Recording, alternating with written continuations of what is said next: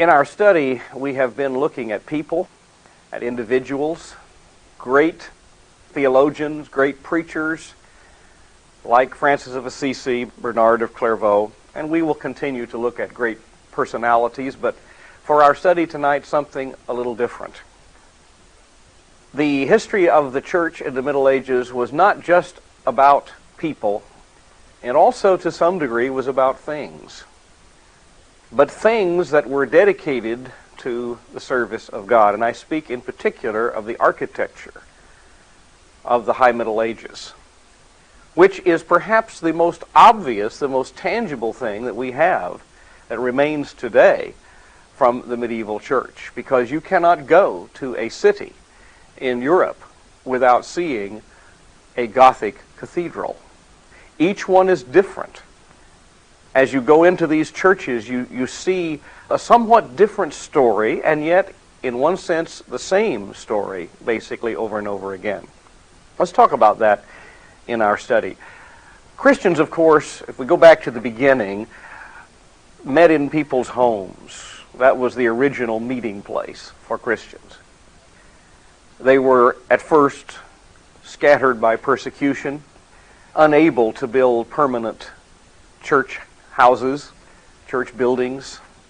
They started some of them in the early 3rd century, but they had to be destroyed because of the persecution of the Roman government. But after the conversion of Constantine, there was a huge wave of increase of church building activity. The earliest churches were built after the pattern of the Roman basilica. The basilica is a law court building. Christians chose that particular pattern to use rather than the pagan temple. Maybe they wanted to get away from the idea of pagan worship. The basilica, which was a very secular building designed for legal purposes and public meetings and that kind of thing, became a symbol of their faith in many regards, as they developed a place where communion was offered, a place where people gathered, a place where the preaching was to take place, and as they began to develop a symbolism that would teach the lessons of the Bible. These early basilicas evolved into, as the Middle Ages began to roll on in the early centuries of the Middle Ages, they evolved into what we call Romanesque architecture. And one of the things that will happen is that the center court of this courthouse, which was called a nave, because it was shaped like a ship, somewhat like the deck of a ship, this nave was elongated. And the curved area at the end, which is called the apse, was designated as the holy place that represented God, and then the people would come into the nave. Later on, they added a cross, making a somewhat of really a cross shape. I want to say a T shape, but it really was a cross shape. And this was called the transept. And in this area there would be chapels. Now the Romanesque church was a very heavy church in architectural form. Many churches were built out of wood, and even the early Romanesque churches had wooden roofs. But as they became sturdier, and as there was more money available toward the end of the early Middle Ages, and we're talking about a period of about 800, 900, 1000 along in there, more and more stone churches were built. But they were very heavy. They had arches in them, and that's why they're called Romanesque, because the Romans used arches. And they could not be raised to a very high level, especially after a stone was used for the ceiling, and that would add considerable weight. And so the walls were thick, and there were a few windows. Now, in order to illustrate the Bible and to use this church for teaching purposes, there would be paintings placed on the walls. And that way the minister, the priest, could point out, this means so-and-so. This is the teaching of Jesus feeding the 5,000, or Jesus raising Lazarus, or the resurrection of Christ, or whatever. They were dark buildings. And there was a problem with symbolizing some of the ideas of light and the idea of the transcendence of God. Also, they added belfries in the Romanesque period, and that would contribute to the weight of the church. Now, a belfry is a bell tower, and that means they're adding bells. Now the bells are very important. We're going to take just a little side journey here to talk about bells for a moment. When you go to a European city, you're going to hear bells ringing continually. In the Middle Ages, those bells were very, very important. It was not until about the 14th century that we have mechanical clocks invented. So the bell was the way of telling time. You listen carefully for the bells. Every 3 hours there would be a church bell ring, and those ringings were named. The first one was prime. That, of course, means 1, and that was the first hour, which is 6 o'clock a.m. You hear the bell ring. That's time to get up. There was another bell at what we would say 9 o'clock, which was tertius. Then there was one at sextus. That was noon. And then there was one at nones, which was 3 o'clock in the afternoon. Then there was the vespers in the evening at 6. And then they had bells ringing through the night as well. They were also named. Matins and lauds and so forth, and compline. They were the night bells during the watches of the night. So you listen for the bell. That was your reference point during the day. And you would tell somebody, if you had a meeting, I will meet you at tertius so-and-so, or we'll get together at sextus, or we'll meet at nones. And so it was done that way rather than 3 o'clock, 6 o'clock, 5 o'clock, whatever. Now, as far as the calendar is concerned, by the way, the calendar was determined by church festival days. By Christmas, by Easter, by Pentecost, by Epiphany, by some holy day, or the day of a saint. And eventually, nearly every day on the calendar was some saint's day. And you would say, well, I was born on St. Crispin's Day, or I got married on St. Bartholomew's Day, or this happened on St. Martin's Day, and so forth. So the church calendar was determined by the liturgical days of the year, and the day itself by the bells. In the early 12th century, there was a radical change, though, in architecture. It came from a group of theologians who also knew a good deal about architecture and engineering. And I would like to remind you that in the Middle Ages, the really educated people were all theologians. They were the most educated people, and usually there is no separation between theology and the other sciences. And so the theologians, for instance, are the writers of history. All the history comes from monks and people who have taken the vows. They were the really educated people. So these people centered at a Chartres cathedral in France, where there was a cathedral school. There at Chartres began to plan the idea of Gothic architecture, the technology of Gothic architecture. And so it was born in France, and for that reason, the French Gothic architecture will always be perhaps the supreme, the model of Gothic architecture. As Gothic architecture developed, you're going to find different interpretations in different countries. We speak of Italian Gothic, German Gothic, which is almost like a redundancy because Gothic means German, German, in other words. But there is a German form of Gothic architecture, English form, Belgian form, and so forth, Dutch, Spanish. All different countries developed their own form of Gothic architecture, but the homeland of Gothic architecture was France. The first Gothic church ever built was in the year 1137, and it was built just outside Paris in one of the Paris suburbs called Saint-Denis, or Saint Denis. Saint-Denis was the patron saint of Paris. And that particular church was built under the reign of King Louis VI, who was a very capable king and who was really helping the economy of France. And France was prospering under his reign. Very wise ruler. Had a very capable finance minister. Also had a very capable prime minister who was an abbot in the church named Suger. And under Abbot Suger's direction, this first Gothic church at Saint-Denis was built in 1137, the very year that Louis died. And in this church, interestingly enough, if you visit the church, you will find the graves of all the French kings. They're all buried there, beginning back with Clovis, who was the very first one in the 5th century. The concept of Gothic architecture took off from there and developed into some very, very imposing buildings. Now, the word itself, Gothic, really implies weird, barbaric, or German. as opposed to the classical idea of Romanesque. Now, I think all of you know that in the church, when you try to do something different, you're going to find opposition. Anytime you want to make a change from the traditional way of doing things, there are going to be those who object, and usually they will poke fun in a very critical way at this innovation.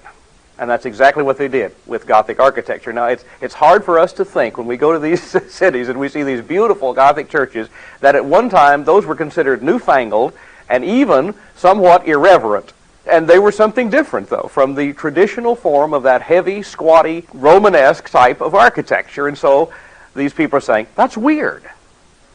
That looks like something the Germans. That's German-like. That's not true classical Roman-like churches. So the word Gothic stuck. There were some very significant changes that became quite apparent to anybody who saw this architecture.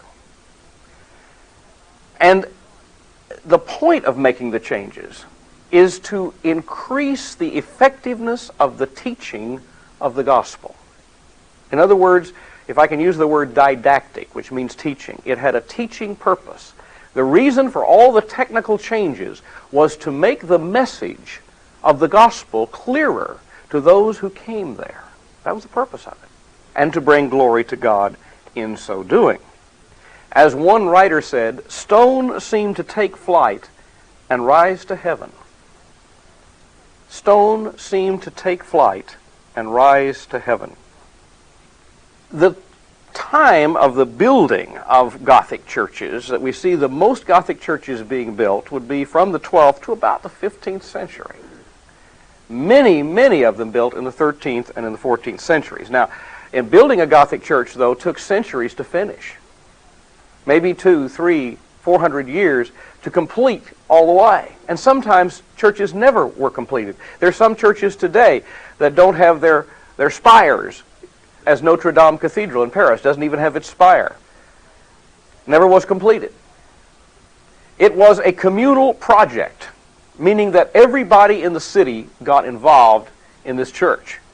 Now, this is a time period, once we passed 1,000, we're into the 1100s now, it's a time that people are moving back to the cities. And so when we have a city, this is something that now everybody can take part in who has any kind of skill. If you have any money, you can give, of course, to the building of the church. But suppose you are a stonemason, a sculptor, an artisan, a craftsman, one who knows how to do leaded glass, or a glassmaker, then you can contribute something to it. A carpenter. Think of all the skills that are necessary in building a building. If you knew how to manufacture organs or furniture, whatever you could do, you could contribute something to it. And so it became a community project where everybody worked together to build this building to the glory of God. Never do we know any artist who took part. No one signed his work. Now, in the Renaissance, you find that happening. You'll find Michelangelo signing his. All the Renaissance painters and sculptors, make sure you know that they did this. But in the Middle Ages, nobody ever signed the work. Because no one wanted to take the glory to himself. They wanted the glory to go to God. Everything was done anonymously.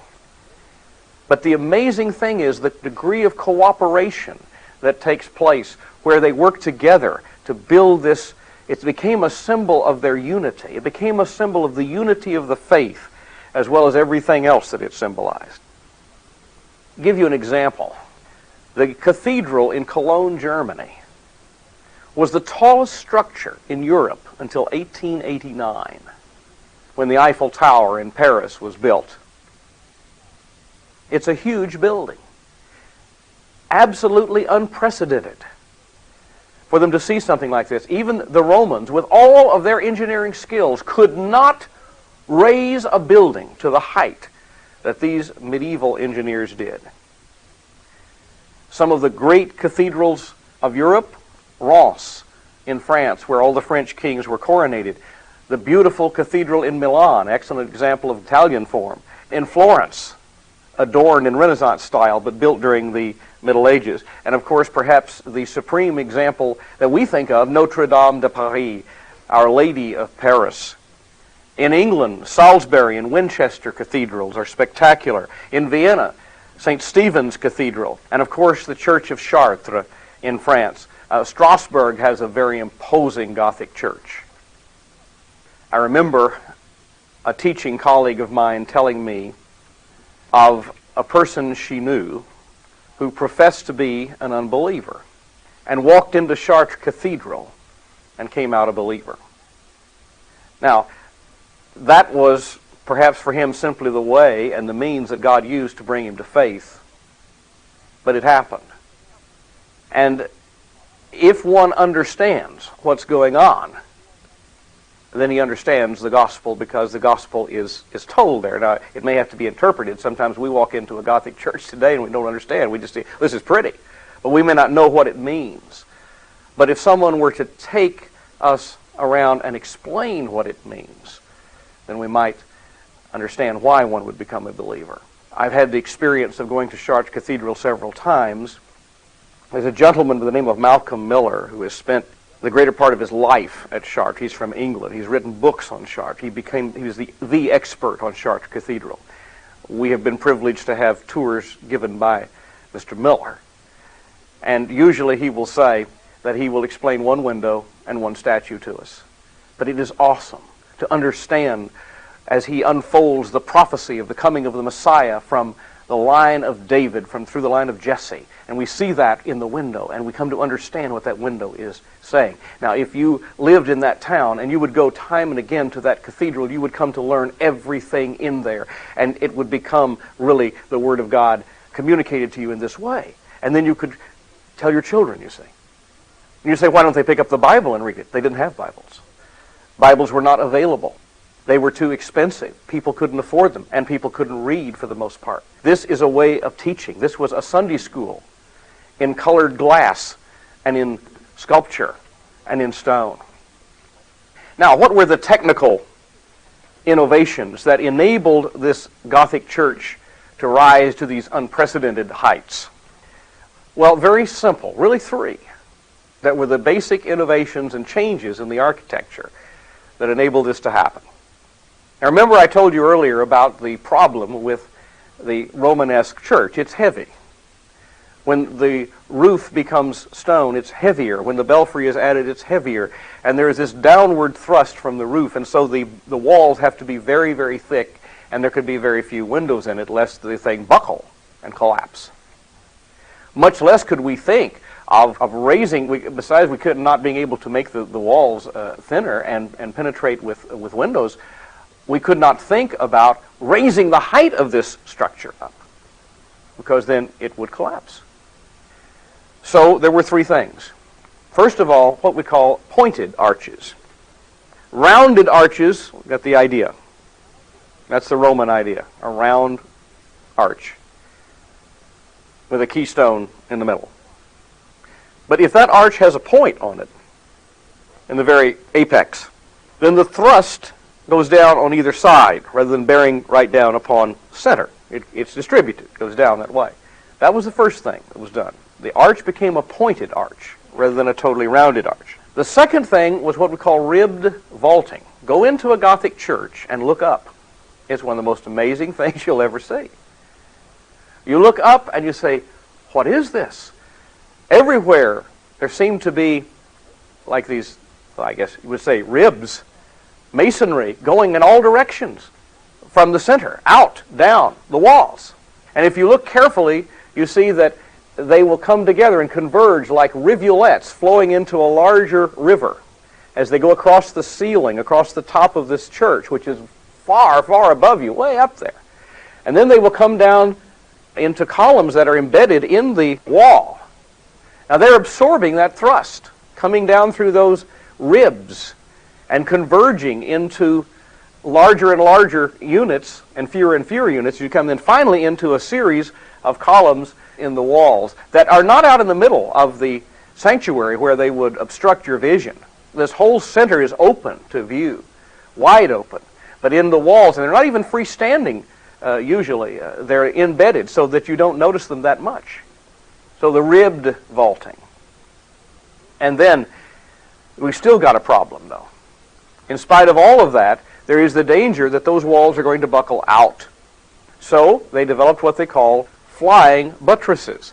Buttresses are masonry arms that push up against the side of the wall of the church and then go down into the ground, firmly buried columns in the ground.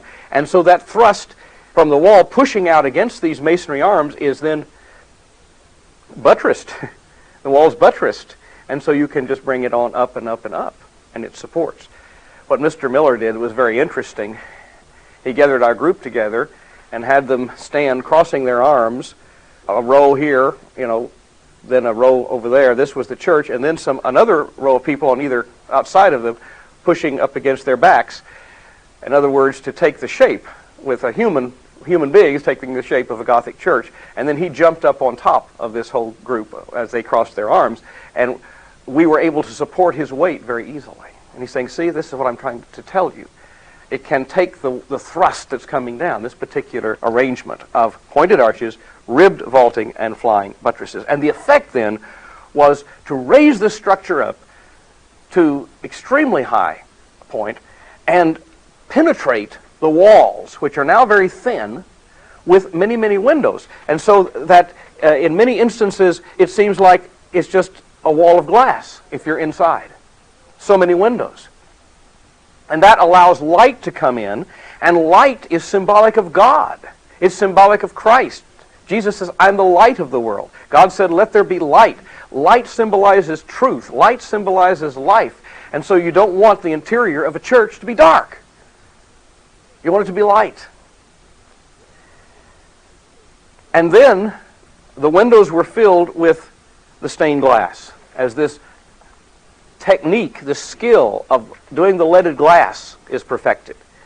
Where panels of glass are held in place by lead, the light then comes in from outside and illuminates. Now that softens the light so that as it comes in through all of those colors, it's diffused.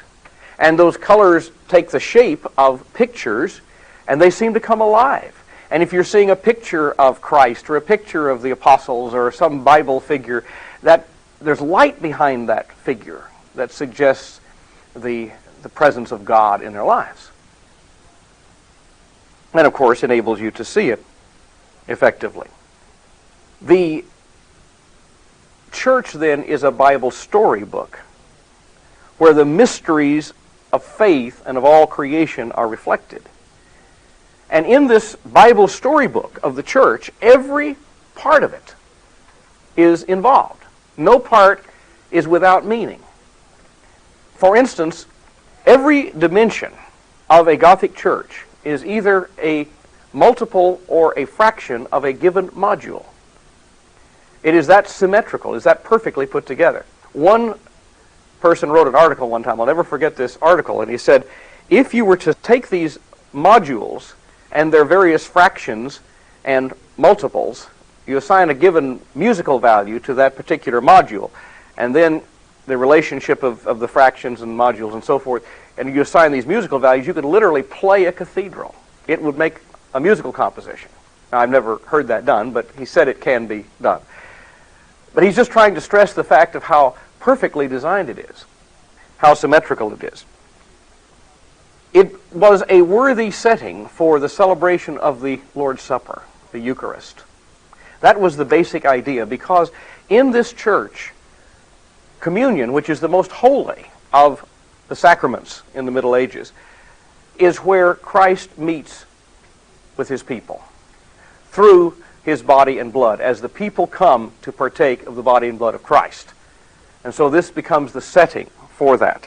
But at the same time, it proposes to tell all the story of the gospel that leads up to and is culminated in the communion.